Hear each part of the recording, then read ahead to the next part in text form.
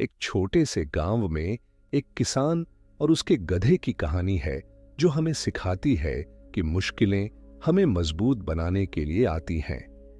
यह है भोला की कहानी, जिसने अपने धैर्य और समझदारी से मुसीबत का सामना किया। आइए जानते हैं कैसे उसने अपने साहस से खुद को बचाया। एक समय की बात है, एक गरीब किसान था जिसका नाम रामदास था। उसके पास एक गधा था जिसका नाम भोला था। भोला थोड़ा जिद्दी और आलसी था, लेकिन वह रामदास के प्रति बहुत वफादार था। एक दिन रामदास और भोला पास के गांव जा रहे थे।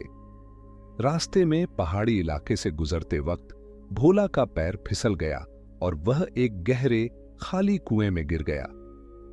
रामदास बहुत परेशान हो गया क्योंकि भोला अब कुएं में फंसा हुआ था और रामदास के पास उसे बाहर निकालने का कोई साधन नहीं था। रामदास ने कई कोशिशें की, लेकिन भोला को निकाल पाना मुश्किल था।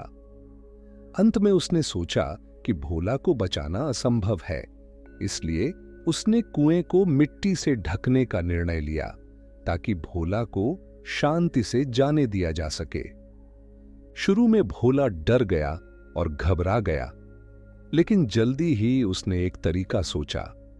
हर बार जब रामदास एक फावड़ा भरकर मिट्टी फेंकता, भोला उस मिट्टी को झाड़कर उसके ऊपर चढ़ जाता।